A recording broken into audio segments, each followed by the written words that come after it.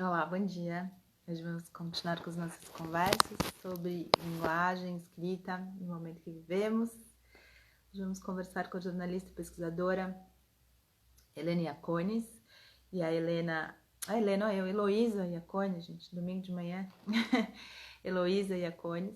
E a Heloísa pesquisa, olha lá, já entrou, várias autoras, mulheres, escritoras, e hoje vamos conversar sobre uma muito especial, que é a Marina Colasanti.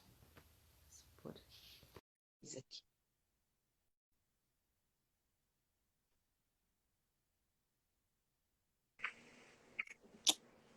Oi, Heloísa. Oi, bom dia, Paula. Tudo bem? Tudo bom? Tudo certo com você? Também. Bom, hoje a gente vai refazer nossa conversa que a gente fez lá no comecinho das lives que eu fazia, infelizmente não gravou. E aí vamos, mas também é uma boa desculpa para fazer de novo. Sei que tem uma pesquisa Sim, tão bacana com mulheres escritoras, né? E hoje vamos falar dessa autora, Marina Colasanti, que é super importante, já teve, né? É bastante conhecida, mas eu acho que nos últimos meses não tem sido tão falada, né? Quanto o tamanho dela, né, Heloísa? Eu sinto um pouco isso. Eu queria que a gente começasse, queria que você começasse um pouco, talvez, apresentando, né? Claro que é uma autora imensa, mas eu queria que você claro. apresentasse a Marina para quem não ouviu falar ou ainda não leu, desse uma resumida aí um pouco nessa, por que ela, essa autora é tão importante a ponto da gente estar aqui falando sobre ela. Vamos lá. Em primeiro lugar, quero te agradecer de novo, Paulo, mais uma vez. Muito obrigada pelo convite. Sempre uma alegria conversar com você. Ainda mais sobre uma autora de quem eu gosto tanto, né? Então, sempre muito bom. Concordo, enfim, Marina, ela é bastante conhecida, mas digamos que não é tão conhecida como poderia ser, né? Acho que é uma questão que muitas vezes acomete muitas das nossas autoras, enfim, né? E autores também.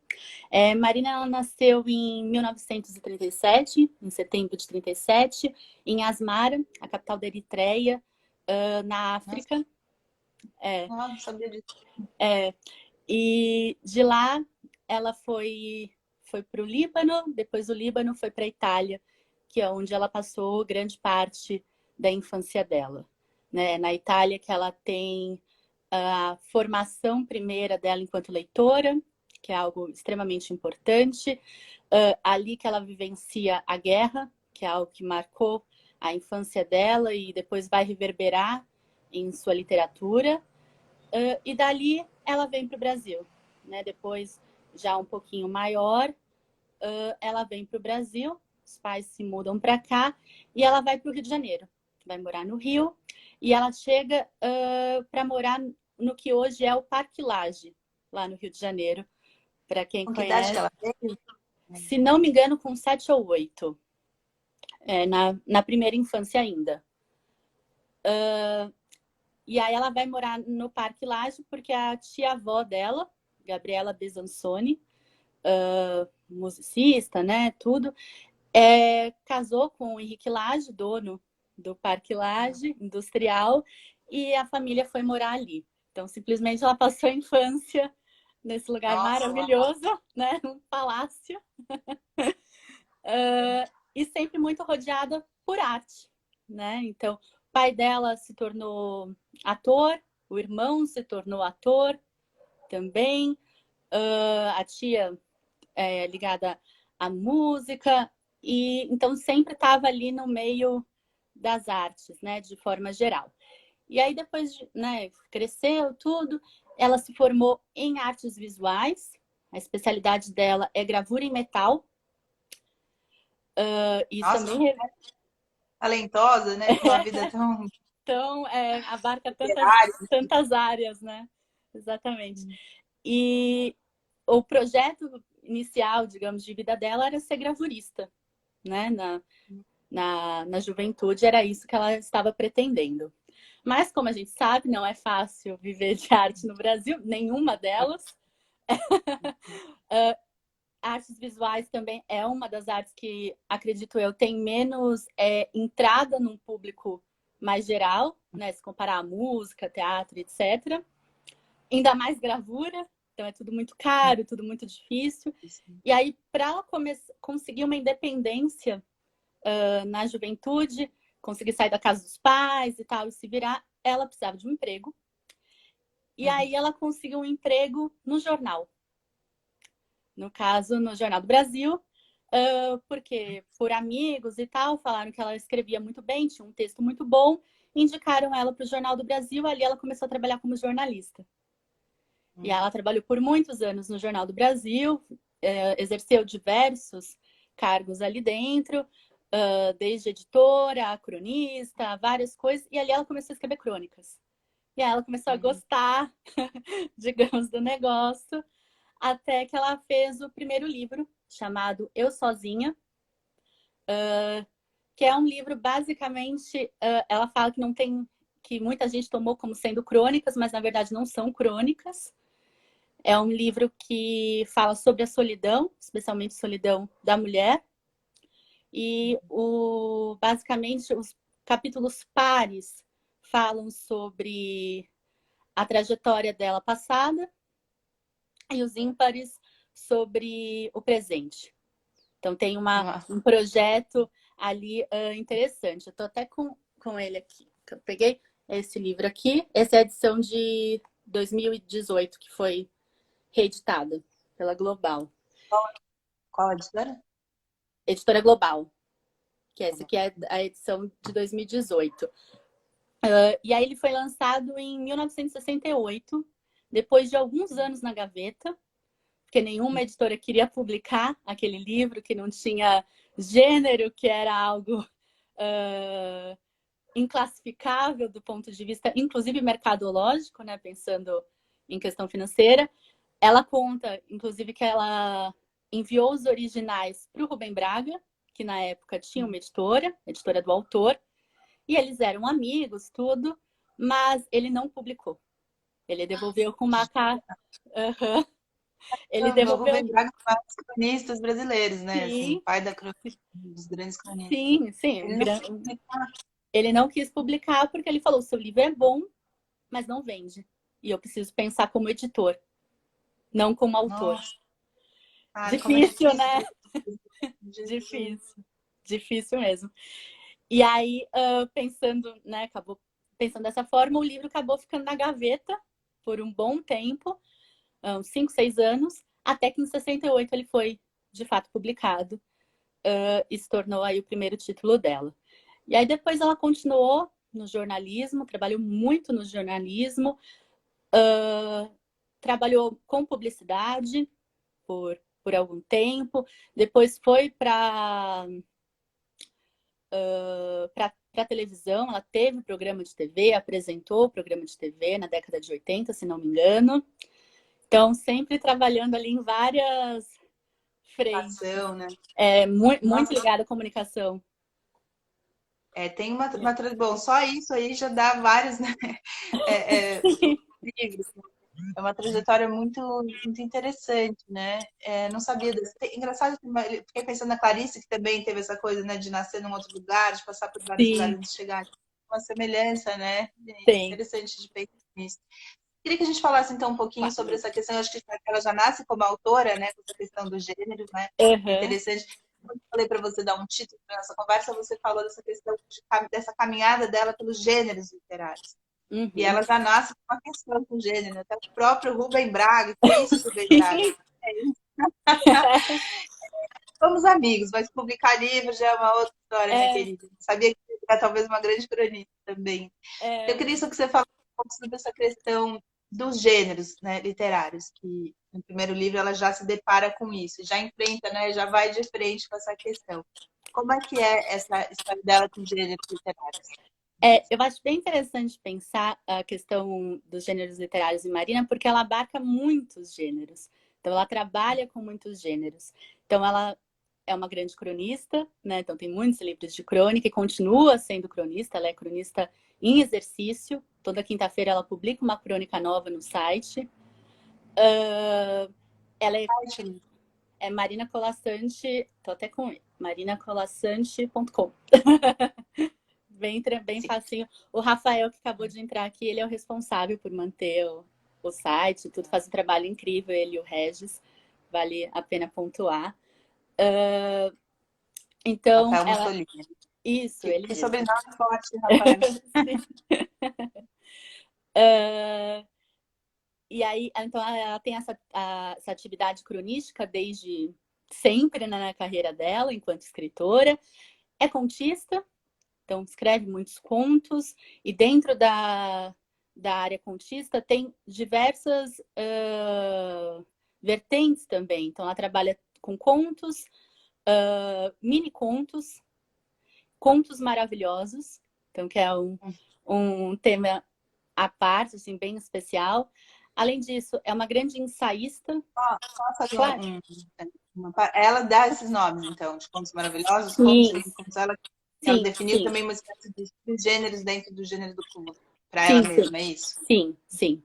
São, não sei, não posso afirmar que seriam subgêneros, mas dentro da temática conto, ela trabalha os contos mais comuns, entre aspas, né, mais que a gente encontra em outros autores, mais tradicionais, né, com uma estrutura mais tradicional, trabalha mini contos, contos maravilhosos, que são algo especial, né, à parte.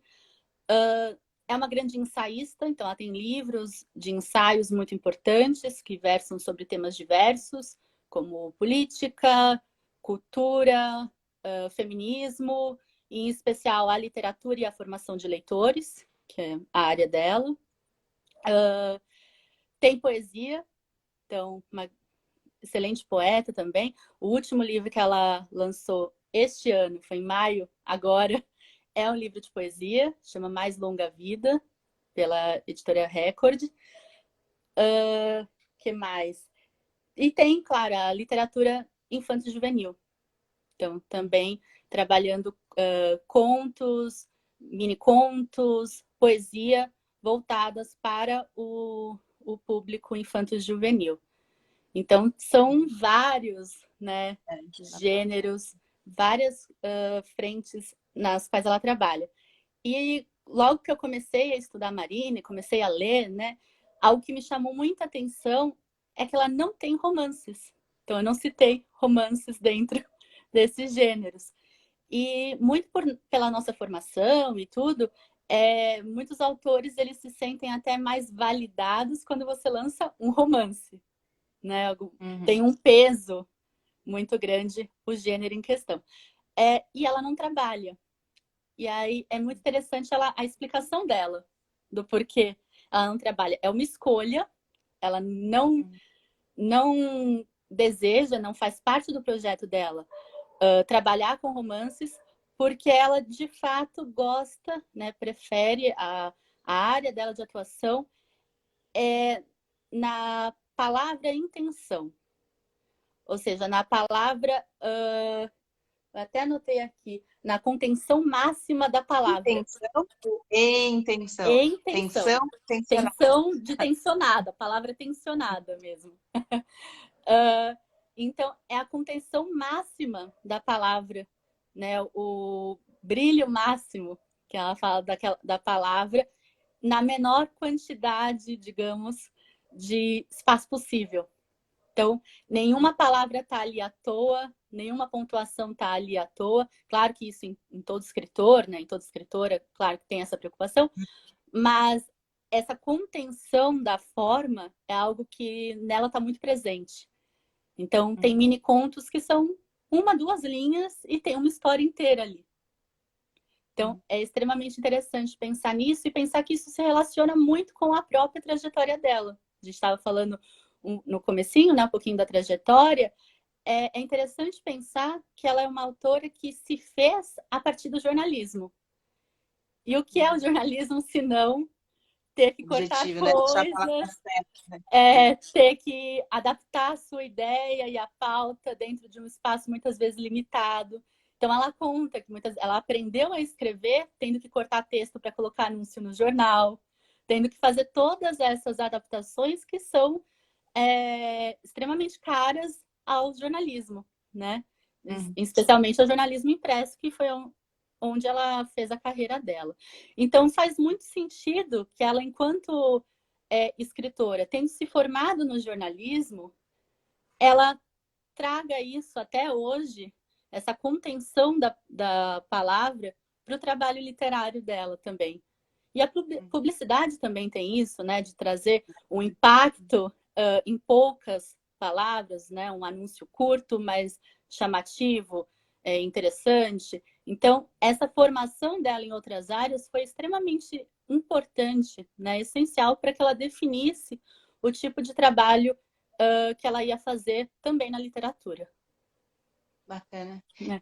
A Gisela entrou aqui e falou contos maravilhosos. Queria que você falasse, ela mesma designa como contos maravilhosos, que é diferente do conto tradicional e é diferente também do mini conto. Queria que você explicasse um pouco desses contos maravilhosos. Eu sentei aqui, tá engraçado que o sol vem e vai, fica difícil. Aqui também é a mesma coisa. Estamos iluminados. Os contos maravilhosos. Um pouco dessa designação aí, desses contos maravilhosos. Claro. Os contos maravilhosos, eles são bem interessantes porque ela mesma, enquanto crítica da própria obra, vendo a própria obra, ela diz que é o que há de mais importante e mais relevante na obra dela, são os contos maravilhosos. Acho isso bem interessante. Eu vou fazer uma parte como crítica da própria obra, porque ela analisa a própria obra dela, é isso? Em palestras, entrevistas, né, nesse exercício de autocrítica, né, vendo a própria obra, o próprio fazer, ela pontua com veemência que os contos maravilhosos são, digamos, uma parte fundamental e que a torna uma escritora tão relevante. Porque o que ela pontua é poesia. Ela mesma fala isso? Ela fala isso mesmo. Porque é interessante pensar que poesia, ela fala, tem gente que faz muito melhor do que eu. Isso é uma opinião dela. Contos também é um gênero que muitas pessoas fazem, crônicas também, enfim. Mini contos também tem grandes autores, mas Contos Maravilhosos, ela pontua que ela é uma das poucas a, de fato, no Brasil, trabalhar isso com tanta veemência. Né? Então, ela tem muitos contos maravilhosos. Eu tô até... Fui pegando todos os livros que eu tenho aqui. Mas... eu adoro os livros. Eu tô até com esse livro aqui, que chama Mais de 1000 Histórias Maravilhosas, que também é da Global, a editora que a publica. E nesse conto eles reuniram os livros de contos maravilhosos que ela publicou ao longo da vida. Então essa edição saiu em 2017 e eles fizeram uma junção de vários outros livros. E só pelo título já dá para perceber que tem, de fato, mais de 1000 contos maravilhosos. É mais extenso, mais de 1000? Mais de 1000. Então, assim, é muita coisa, né? É uma obra realmente, inclusive em volume, né? Bem pungente. Então, o que são os contos maravilhosos? São aqueles contos que remetem tem uma tradição na antiguidade. Então, a gente remete ali a Hans Christian Andersen, a outras coisas, né, que vai perpassando ao longo dos séculos e traz temas que são de abrangência universal, invariavelmente.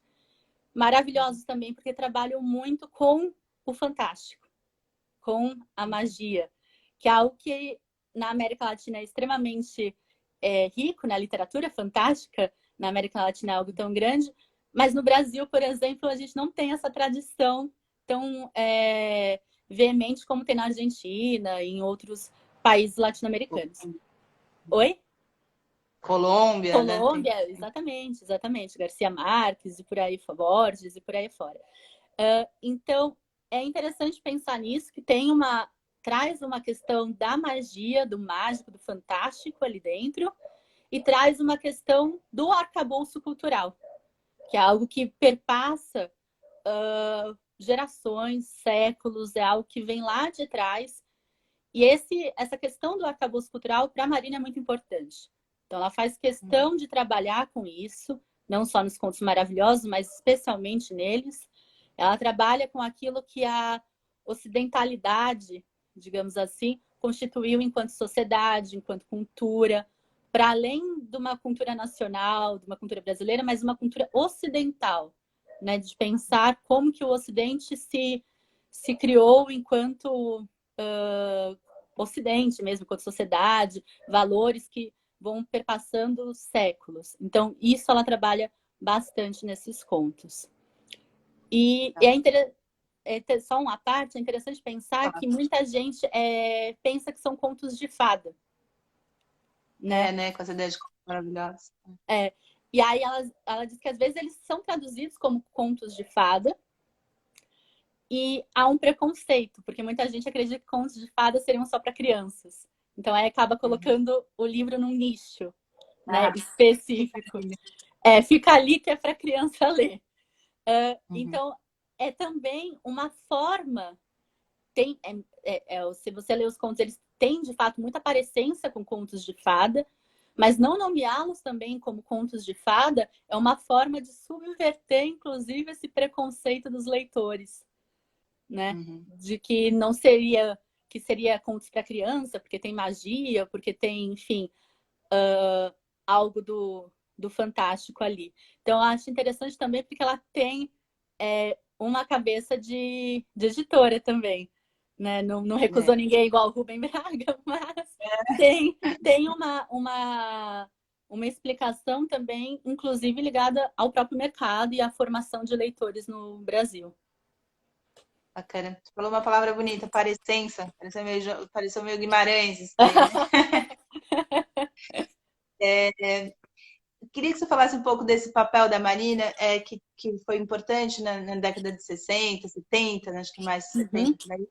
Você escreveu também, quando ela começou a publicar, né? A questão do feminismo, né? Foi uma autora que trabalhou bastante com essa questão da mulher, no momento em que as revistas ditas femininas estavam surgindo, né? Acho que ela teve um papel importante aí também nessa questão editorial, né? E também como uma autora que representou bastante esse momento. Queria que você falasse um pouquinho sobre isso. Claro! Eu falo uma ideia toda azul é uma das coisas mais incríveis que já li. E a Silvana está falando que né? A Heloísa, ela... Obrigada! Uma ideia toda azul, de fato, é lindo, tá? Dentro desse volume de contos maravilhosos e é uma preciosidade, concordo. E falando agora sobre a questão do feminino, acho que tem dois pontos importantes a serem levantados nesse sentido. Primeiro, que como você mesmo já falou sobre revistas femininas, né? Revistas voltadas para o público feminino estavam surgindo naquela época, e ela, enquanto jornalista, fez parte de uma das grandes revistas daquele momento, chamada Revista Nova, e ela foi editora-chefe, editora de comportamento da Revista Nova. Então, por muitos anos, ela, de fato, se debruçou sobre questões femininas e o feminismo como um todo, não só por ser mulher e por ser jornalista, mas também com um apreço teórico mesmo. Então, ela foi estudar as questões feministas, estudar feministas antigas, digamos assim, toda a história do movimento, porque ali ela ficou responsável por responder. Ela recebia muitas cartas de leitoras, então falando sobre assuntos diversos. Então, ela travou esse diálogo com o público feminino de forma muito grande, muito constante durante alguns anos, justamente na década de 70, 80. Então, ela teve esse papel na imprensa, inclusive, de dialogar com esse público, muitas vezes não, maior até que um público que a leria no campo literário, né? Então, ela dialogou sobre esse tema com um público mais amplo. E, além disso, é bem interessante pensar uma posição dela, porque diferente de muitas outras artistas, até de gerações anteriores, ela se define enquanto feminista, sem nenhum receio, assim, muito pelo contrário. Então, que eu acho extremamente interessante e importante, né? Então, enquanto feminista, por exemplo, ela participou, eu até anotei aqui, do Encontro Nacional da Mulher e Constituinte, que foi para discutir os direitos da mulher na época da Constituição de 88. Então, ela foi a escritora escolhida para estar ali e debater sobre os direitos da mulher enquanto estavam fazendo a Constituição de 88. Então, imagina o quão importante é isso. Sim. Ela compôs, eles fizeram uma seleção, digamos assim, né? Convidaram algumas mulheres de áreas diversas e ela foi a mulher escolhida da área da literatura, comunicação, artes em geral, para integrar essa mesa e esse debate em prol dos direitos da mulher. Então, e nas entrevistas dela, ela fala bastante sobre questões, por exemplo, de creche, criação de creches, a importância de ter creches, a importância de equiparação salarial. Então, são temas que estão ali na tônica dela, tanto literariamente quanto no trabalho dela de palestras, debates, entrevistas, enfim, é algo que está sempre presente. E um outro ponto que é interessante é que, enquanto feminista assumida, ela se coloca como uma escritora que escreve do seu lugar de mulher. Isso é muito interessante. Então, diferente de muitas outras artistas, ela não esconde que ela vê o mundo a partir dos olhos de mulher, que ela escreve a partir de uma vivência de mulher, e que isso, muitas vezes, ela até usa essa expressão que eu acho engraçada, a coloca em um chiqueirinho. Então, muitas vezes, as pessoas, o público leitor, né, acredita muitas vezes que vai encontrar ali uma literatura dita feminina, entre muitas aspas. Então, tem ali um preconceito que ela escolhe lutar contra, mas escolhe estar de frente dele, né? Ela não se abstém a isso. Então, ela não deixa de se nomear feminista com medo que isso vá prejudicar, digamos, a entrada dela num público mais geral, né? Da obra dela, de alguma forma. Ou, enfim, alguma outra questão nesse sentido. Então, eu acho isso bem, bem interessante, que ela se posiciona enquanto artista e enquanto mulher artista, e enquanto feminista artista. Então, eu acho isso bem interessante, é uma posição que é difícil de bancar e difícil de bancar por tantos anos, né? Eu acho que hoje já está num outro momento, né? Onde isso sim, eclodiu exatamente. de forma bem mais ampla, né? Mas durante muito tempo, certamente, isso foi um lugar mais complexo. Um impasse, sim. E é interessante falou... até pensar nisso, porque ela mesma fala, e é um recado que eu tomo para mim, por exemplo, que ela fala para as pessoas mais jovens, mulheres mais jovens, feministas mais jovens, fazerem sim, né, continuar lutando e tudo, mas não deixar de olhar para trás. Então ela sempre fala, ninguém vai inventar a roda já está inventada, veio muita gente antes de você. Então estude. Veja o que outras mulheres fizeram antes. Então, acho isso bem interessante. Bem importante, né? A Bel falou que tem um conto que ela gosta muito que chama Moça Tecelã. Maravilhoso, é um conto maravilhoso também, tá no mesmo livro. Conto maravilhoso. Maravilhoso conto maravilhoso. E o Rafael falou aqui, é o Rafael, né, Mussolini? Isso, Ele falou que ela é tão incrível que ela também ilustra alguns contos dela. Eu falasse um pouco desse. É engraçado, porque tem esse olhar também de editora, né, de jornalista, que acho que também tinha esse olhar para o todo, né? Também toda essa questão estética e gráfica e tal. E tem o fato dela ser artista plástica. Como é que isso se coloca na obra dela, com ela também conseguindo, então, dar vazão para esse lado de artista plástica junto com a literatura. Né? O Rafael claramente contou muito bem. Ela, de fato, ilustra muitos dos contos e muitos dos livros dela. Então, ela tem essa atuação. E eu acho interessante pensar, uma das coisas que Marina me ensina é pensar o seu trabalho, no caso, os livros dela, enquanto projetos. Então, Marina, ela trabalha por projetos. Então, ela tem uma ideia de fazer um livro de mini contos sobre determinado assunto, né? Então, ela vai trabalhar, ela falou, e isso vem muito também do jornalismo, ela faz uma pauta, ela vai estudar aquele assunto antes de começar a escrever. Então, eu vou falar sobre vou criar histórias sobre a mulher no hoje. Então, qual que é a situação da mulher no hoje? Então, vou estudar. Primeiro de tudo, eu vou estudar aquilo. Então, ela cria uma pauta, estuda, para depois começar a escrever. E ela não fica misturando as coisas. Então, se ela vai escrever mini-conto, ela vai escrever mini-conto. É o projeto do momento. Aí terminou aquele livro. Organizada, então, né? Bem... Então, aí terminou aquele livro, vai fazer um livro de poesia, por exemplo. Aí ela até brinca, ela muda a chavinha, tem que mudar todo, até o próprio pensar, né? A própria forma de pensar, a própria sensibilidade muda, dependendo do gênero que ela trabalha. Mas aí é um outro momento. Então, primeiro eu vou mergulhar no miniconto e fazer aquele projeto. E eu acho interessante pensar isso porque dá um caráter muito de ofício à profissão de escritora e escritor. Porque desmistifica muito aquela ideia que muita gente tem de que é por inspiração, que aí do nada você estava lá e brotou uma ideia, escrevi, nasceu um negócio sensacional. Às vezes pode até ser, mas é muito de trabalho também.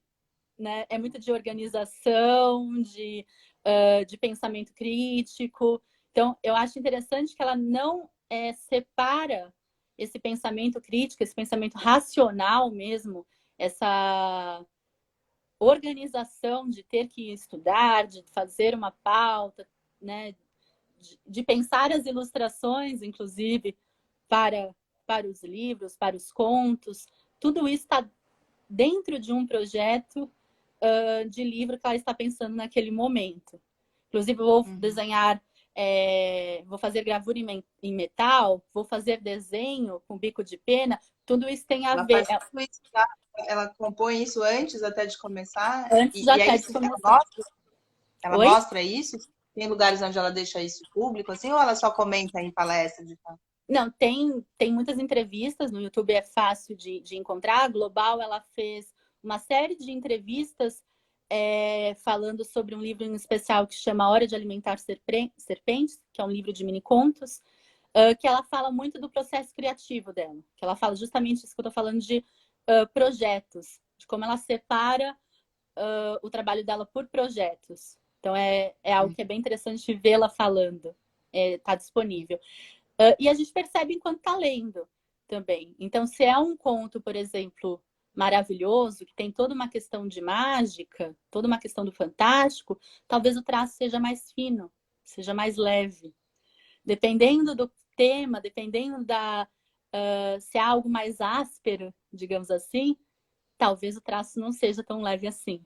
Então, ela também trabalha com as linguagens. Conversa entre ilustração e uma E conversa de texto. concepção.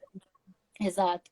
E aí vem aquela ideia de que o texto também é imagem, a imagem também é texto, né? Então, para ser um projeto, realmente ela pensou em absolutamente tudo, inclusive na ilustração. Muito bacana. A gente tem algumas pessoas falando aqui. A Bel está dizendo que a arte é ofício, né? Também. Com certeza. Muito envolvimento. E a Gisela falou que inspiração sempre há, né? Mas o projeto é importante para não haver fuga, para manter o foco, né? Exatamente. E a Silva Alexandre. O Alexandre está dizendo que você encontra também palestra dela no Sempre o Papo. Isso, é o Sempre um Papo, um projeto do Afonso Borges, de palestras com escritores e tudo.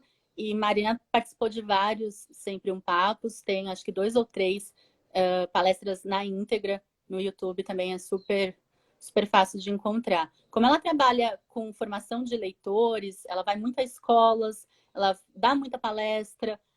Semana passada ela estava dando uma palestra online.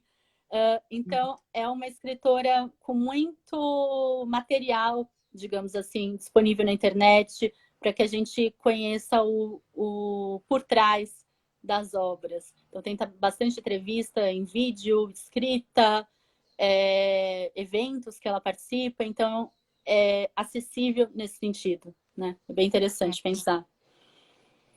Eu queria que você falasse um pouco desse trabalho dela com formação de leitores e essa área, né, do trabalho dela também com escrita infanto-juvenil, né? Lives também, a Bel está dizendo. Lives também. Inclusive, ela lançou o último livro com uma live na Livraria Travessa.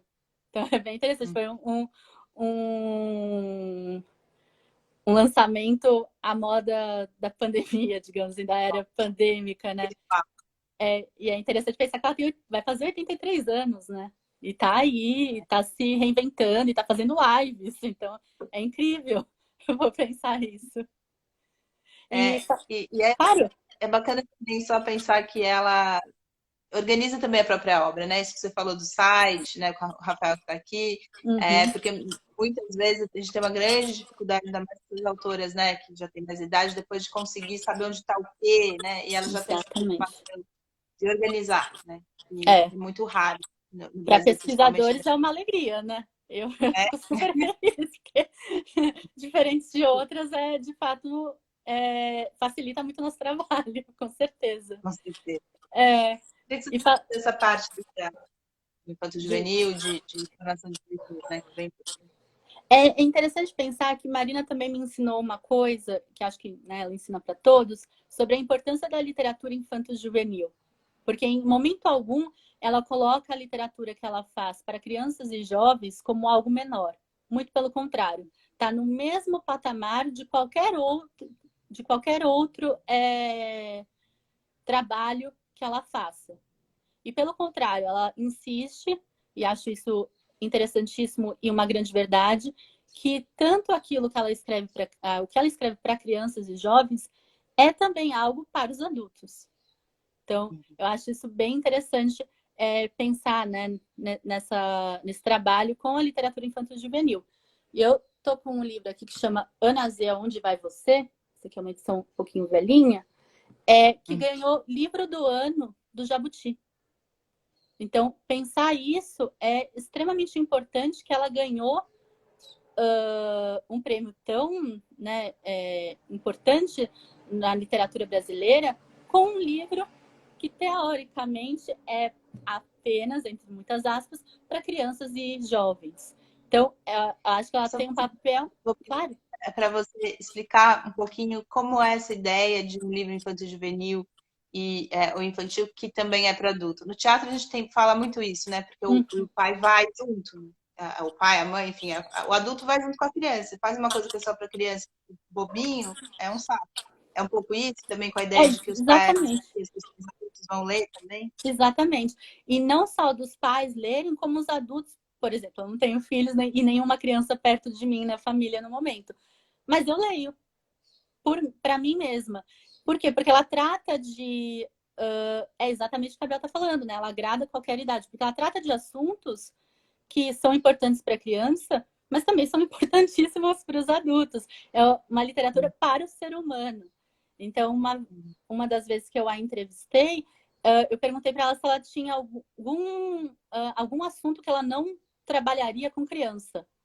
E ela foi bem categórica, falou não. Inclusive, ela tem livros falando sobre morte para crianças, porque ela acha que precisa conversar sobre assuntos densos e complexos assim com crianças e jovens. Então, eu acho isso muito interessante, porque, de fato, não tem nenhum livro bobinho, muito pelo contrário. O que diferencia é o nível de apreensão do leitor, né? Dependendo como que ele vai aprender aquela história, né? Se ele é uma criança, se ele é um jovem. Mas isso é na vida. Eu vou ler um livro de uma forma muito diferente agora do que eu leria 10 anos antes, do que eu vou ler daqui 10 anos. Então, isso é a vida, né? Nossa formação de leitores e de pessoas também. Então, eu acho interessante pensar nisso, porque existe muito preconceito, né, com a literatura infanto-juvenil, com o teatro também acredito que deve ser algo também assim, e com, enfim, artes em geral voltadas para crianças e jovens. Então, como se fosse algo menor. Então, eu acho que é interessante pensar que, muito pelo contrário, eu estou trabalhando quando a arte se sustenta, ela tem uma potência, ela fala com qualquer público, com qualquer idade. Ela fala com o ser humano, né? O Marcos está falando aqui que o trabalho dela é de uma simbologia tão rica que extrapola a questão da faixa etária. Acho que é um pouco isso que você É está isso, dizendo, o exatamente. que ela trata, né? É uma questão Uhum. simbólica. E aí a gente pode fazer esse link, né, Heloísa, com a questão dos contos maravilhosos, né? Tem uns contos Exatamente. maravilhosos de criança, talvez, mas ela trabalha para adulto, e a literatura infantil, dita infantil, juvenil e infantil seria para criança, mas ela também trabalha. Então, não só no gênero, como também, talvez, nessa classificação etária, ela faz essa brincadeira aí, né, de confundir um pouco as coisas. Com certeza, com certeza. E falando sobre a formação de leitores, que você tinha perguntado anteriormente, é importante ressaltar que ela tem uma atuação bem forte, bem constante em formação de leitores. Ela tem textos sobre isso, textos teóricos, e principalmente na prática. Então, o Rafael, ele até comentou aqui, e é importante citar, ela vai a escolas, ela vai a formação de professores, ela trabalha com muitos professores. Então, quando tem palestras, quando tem algum evento com Marina, você pode perceber que muito da plateia são professores, né, que estão ali, que trabalham com textos dela em sala de aula. Então, é muito interessante pensar que ela tem esse papel também do outro lado, né, digamos. Não só de escrever, mas também de formar aqueles que vão lê-la no futuro ou no presente, dependendo do caso e do livro em questão.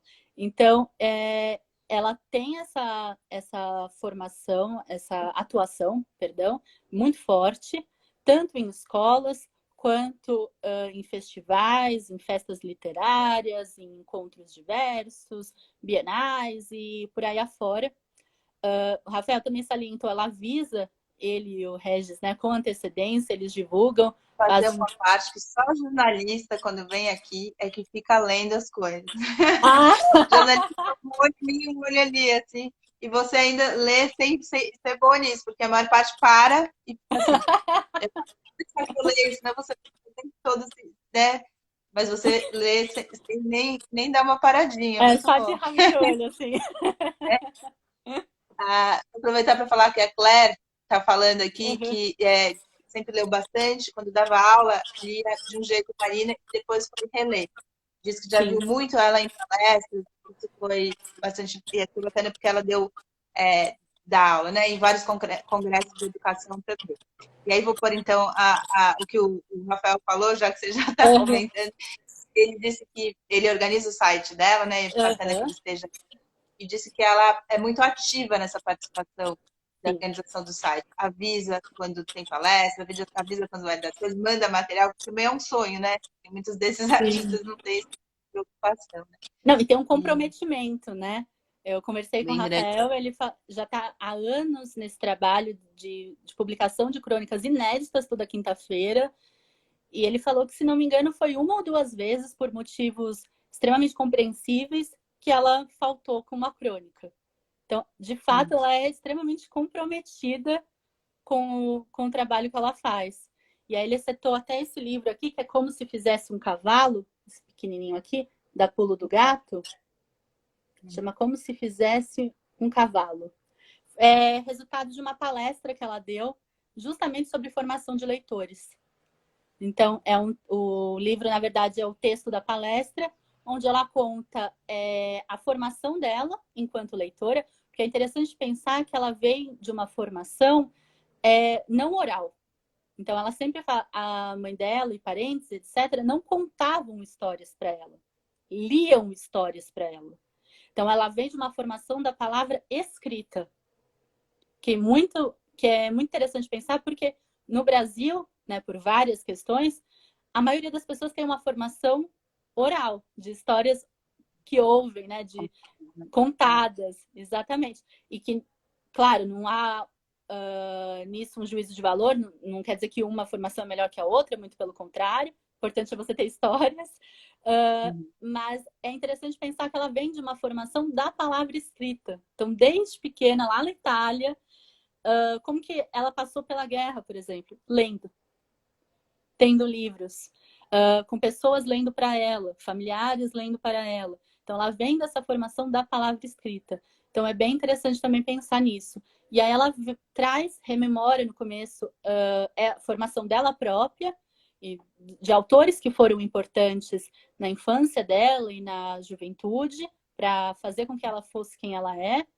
E depois já entra na questão da formação dos leitores, a importância de trabalhar com livros e com a palavra escrita para crianças e jovens, né? Para quem está nessa época de formação. E é interessante pensar que chama Como se Fizesse um Cavalo. E que raiz que é esse cavalo? Né? Como assim? Tá falando de livro e tal? Aí, galopando pelo mundo. histórias, né? É um pouco isso. Exatamente. Mas um cavalo você também faz por partes, como tudo. Se você fizer um cavalo, se você desenhar um cavalo, se você desenhar o que for, escrever o que for, ou mesmo você enquanto ser humano, é feito por partes. A gente vai se construindo igual a gente se constrói um cavalo, por exemplo. Então é isso, a gente se constrói leitor. A gente nunca é um leitor terminado, muito pelo contrário. Então, acho que é um pouquinho isso que ela tenta trazer, né? Que é uma construção contínua que a infância e a juventude têm um papel importante nisso. Bacana. A Bel está falando aqui que é muito importante essa questão da formação dos professores, né? Que todo professor Sim, deveria gostar de ter e tal.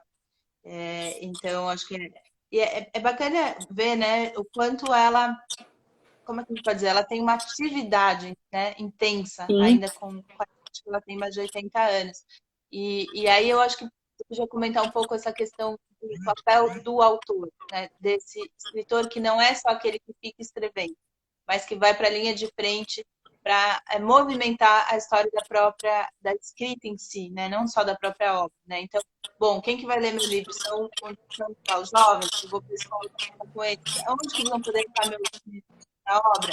Na internet? Você ativa no site? Tem um olhar também para um outro lado desse ofício da escrita, né, Heloísa? com certeza. Interessante ver. Não só eu vou escrever e daí a obra vai, mas eu também Sim, na andança dessa obra pelo mundo. com certeza. Eu acho que vem muito também por uma necessidade que o nosso país impõe, com uma educação extremamente desigual, reflexo de uma desigualdade social gigantesca, com diferentes áreas deficitárias, se faz necessário, muitas vezes é uma necessidade, você atuar nessa linha de frente de formação de leitores. Né? Uma atuação social para além do que está escrito no papel. Então, eu acho isso muito interessante quando, e você sabe bem isso, porque você também é professora, então, quando você atua não só enquanto artista, o que é extremamente necessário, mas também vê a arte como também papel indissociável da educação. Então, não há público para as artes, não há fruidor de arte se não tiver uma educação sólida, se não tiver leitores, alunos, estudantes, pessoas sendo formadas nas escolas, cursos e por aí afora. Então, cultura e educação, eles estão, sim, extremamente ligados. Eu acho que a Marina traz isso com muita propriedade na atuação dela. E eu acho isso muito interessante porque, além de aproximá-la do público, que eu acho que é excepcional, certamente ela deve ter muitos leitores que se apaixonaram por ela e pela obra dela por terem a conhecido, não há dúvida. Isso, né? Sim, e eu falo isso por causa própria, né? Aconteceu isso comigo. Eu já lia, mas passei a ler muito mais, passei a pesquisar a partir do momento que eu a encontrei pessoalmente pela primeira vez, fui em uma palestra pessoalmente pela primeira vez. Então, isso tem um impacto muito grande. Então, até porque muitos outros autores que eu estudo, a exemplo de Clarice, não estão mais aqui. Então, você ter uma autora que está aqui, de fato, é um presente, como você mesma disse, é muito forte, né? Então, além de ter esse impacto, essa aproximação, essa desmistificação, de novo, eu uso essa palavra, da própria figura do autor e da autora, mostrar, não, ó, eu sou uma pessoa, eu sou gente, eu tô aqui, eu tô conversando, né? Não é só como se fosse um espírito que escreveu aquele livro. Então, acho interessante também pensar que tem essa aproximação. E, para além disso, tem uma coerência muito grande entre o que é escrito e o que é feito, né? As atitudes. Então, para além de escrever textos falando de formação, defendendo a educação, escrevendo crônicas de teor político, social agudas, falando sobre educação, por exemplo, ela vai lá e atua. Então, eu acho isso de uma coerência muito grande.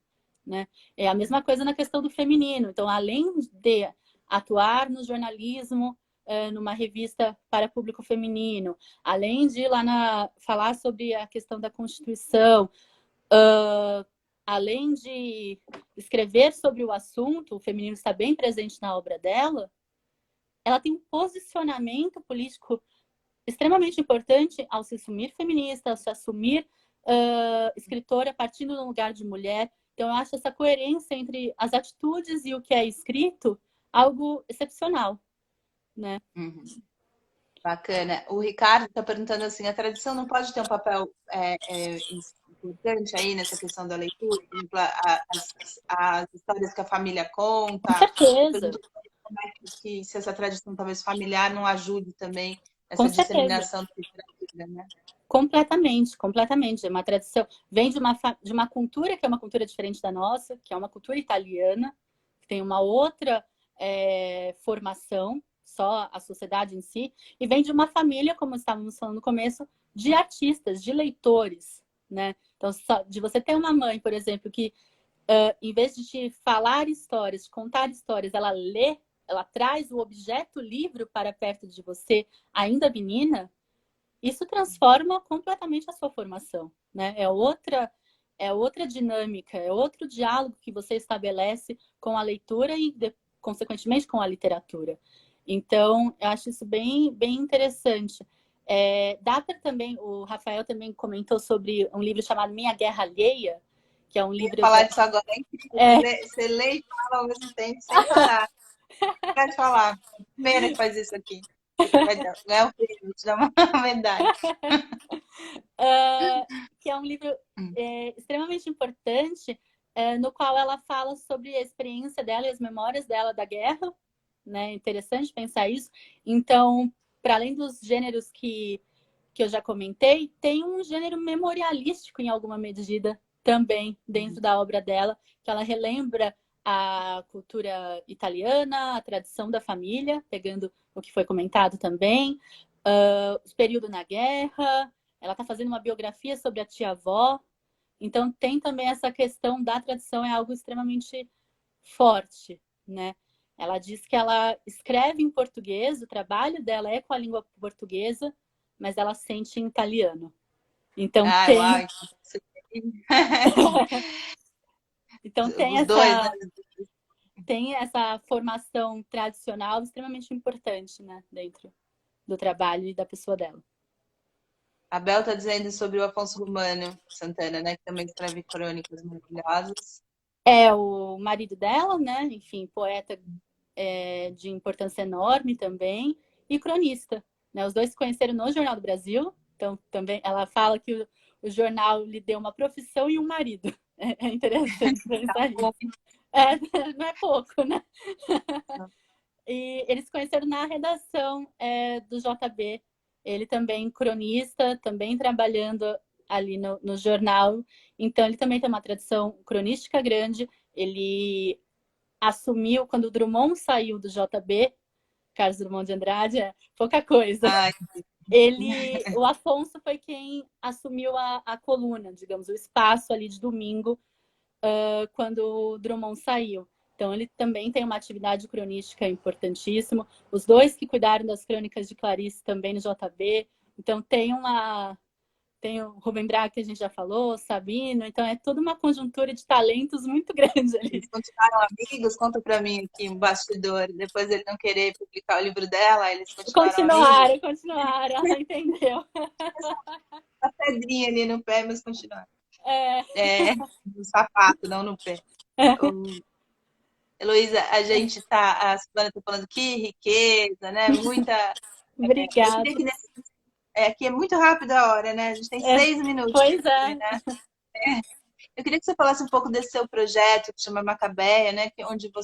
No qual você estuda, fala, traz muitas questões sobre autoras, mulheres brasileiras. Queria que você falasse um pouco desse projeto para as pessoas.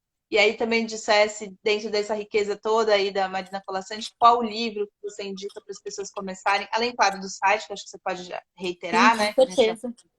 Uhum. mas queria que você falasse um livro para as pessoas começarem a entrar nesse incrível universo, falasse do seu projeto.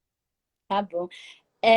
O Macabés, ele surgiu ano passado, esse ano, na verdade, mas a ideia surgiu ano passado. Já há 6 anos eu dou aula, Então, além de ser jornalista também, atuo, digamos, na formação de leitores em alguma medida. E dei aula durante 6 anos num projeto de extensão da faculdade e depois que eu me formei, enfim, saí do projeto e fiquei me sentindo muito órfã, né? Eu falei, não, eu quero dar aula, preciso da sala de aula, acho que é um campo de atuação para mim muito importante.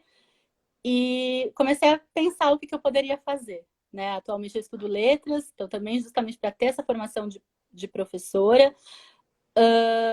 E aí eu fiquei pensando e criei o Macabeias, que vem da Macabeia, né? Personagem da Hora da Estrela de Clarice, com o intuito de ser um curso gratuito aqui na cidade de São Paulo, com aulas uma vez por semana, para pessoas que têm pouco contato com literatura, pessoas de baixa renda, sem necessariamente ensino superior, para a gente discutir literatura brasileira, mas a partir da produção e do percurso de autoras da nossa literatura. Porque muito da história da literatura, assim como da história em geral, é contada a partir do viés masculino, né? A partir dos homens. Então, muitos dos autores ditos grandiosos, e são grandiosos, não, sem sombra de dúvida, mas são homens. E aí, quando você estuda, às vezes Clarice, Lígia e...